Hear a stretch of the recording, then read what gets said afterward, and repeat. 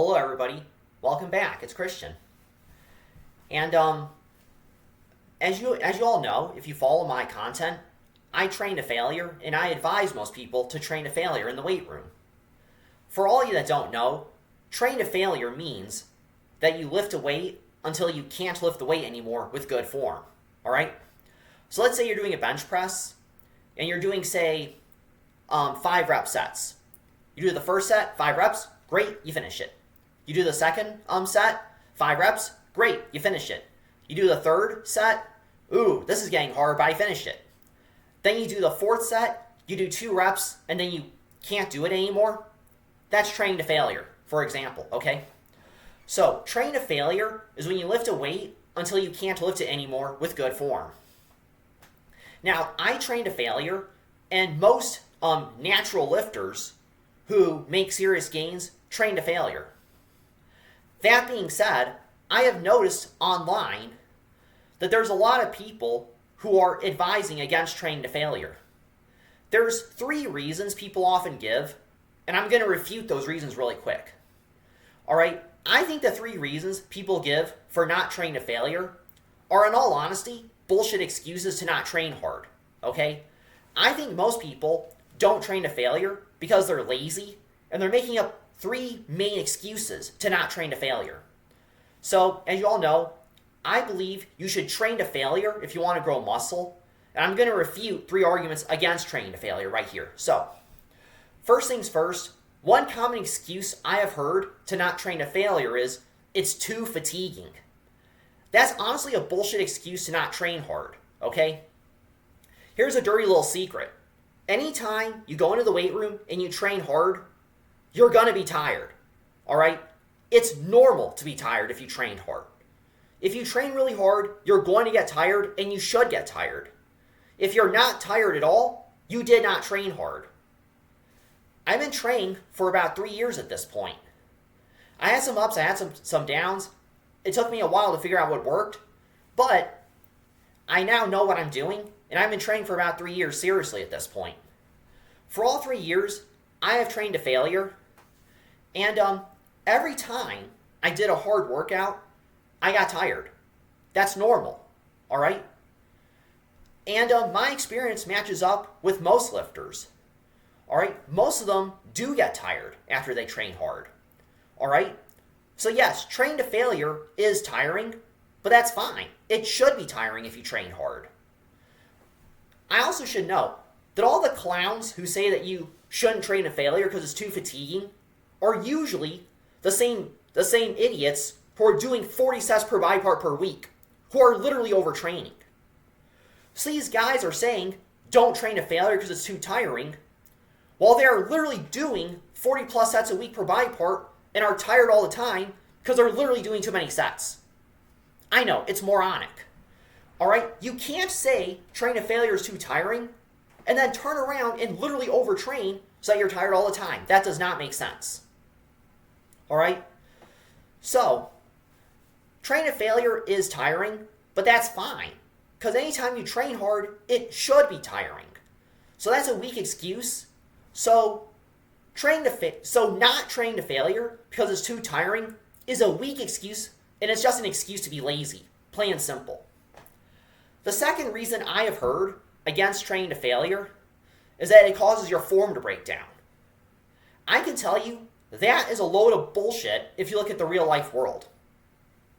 I have seen plenty of lifters in the weight room who do train to failure or close to it. And the majority of them keep their form consistent. All right, I see people in the real world who keep their form consistent even when they're going to failure. It can be done. You can train to failure and keep your form consistent, and I know because I see people doing it every day. Or at least every day I go to the gym, rather. Furthermore, I have seen online fitness influencers like Jeffrey Verity Schofield, Sean Nalawani, and Max Uceda. All of them train to failure, or close to it, and they keep their form consistent even when they're going to failure. Alright? So, people do train to failure and keep their form consistent. If you are not keeping your form consistent, that's because, no offense, you're stupid. All right, you can keep your form consistent and train to failure. People do it all the time. So if you're losing your form when you're training to failure, that's a you problem. You need to fix yourself. Okay, the last and third argument against training to failure is that training to failure causes injuries.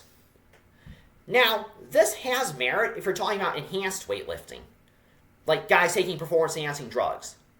Guys who take performance-enhancing drugs are way more likely to get injured for lots of reasons I won't go into here.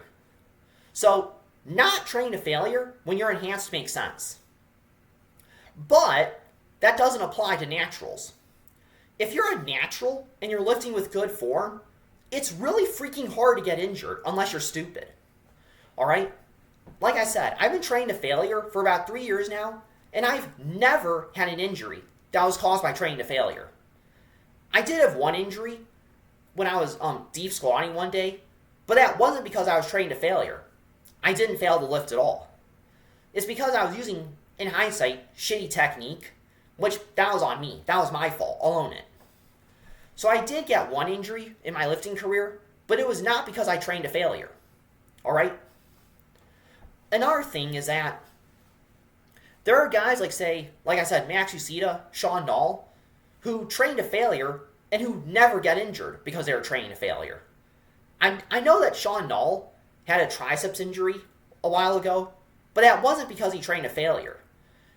I think he had a snapping tricep injury or something like that, but again, it was not caused by training to failure.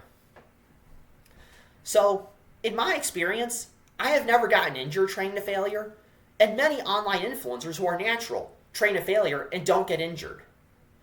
So that whole I get injured when I train to failure thing is mostly an excuse to be lazy. I do know that there are cases that I've read online of people getting injured while training to failure, but in almost all of those cases, it's people being stupid, for lack of a better term. Like, I would see forums or whatever of guys saying that they would train every single set to failure, and then they got injured.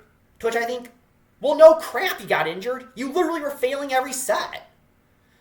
I mean, I am a train to failure guy, but I would argue, and most I think would agree with me, that train to failure on every set is a horrible idea. To be clear, when we say train to failure, we are not saying fail every set. That's not what we're saying. What we're saying is fail on the last set.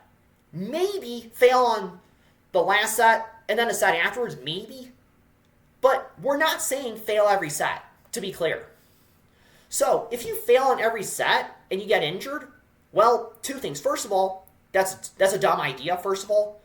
And second of all, you don't need to do that. Fail on the last set and you're golden. So that's just me debunking 3 arguments against training to failure. I'm going to finish this with, well, why should you train to failure? Well, the main reason is that training to failure ensures that you trained hard enough. Alright? If you train to failure, you know that you trained hard enough to stimulate muscle growth. And from the studies that I've seen, training to failure really has no downsides with respect to muscle growth. So there's really no downsides when it comes to training to failure with respect to hypertrophy. And training hard enough, training to failure ensures you train hard enough. So I say, why not train to failure? Okay? So, if you're going to train to failure, first off, that's a good idea. But fail on the last set and keep your form consistent when you train to failure, and make sure that the exercise you're doing is safe to go to failure on. For 99% of exercises, training to failure on the last set is a good idea. There are some exercises like, say, bench press or squat where training to failure is a really bad idea and literally dangerous, so I don't recommend that, obviously. But for 99% of exercises, training to failure is safe and a good idea. Preacher curls, tricep pull down, hip thrusts, overhead press, depending how you do it, all those exercises are totally safe to go to failure on. So, just train to failure and grow muscle. Alright? Well, thank you for watching. Like, share, subscribe, all that stuff. hype up the video. That's awesome. Have a good rest of your day. Peace out.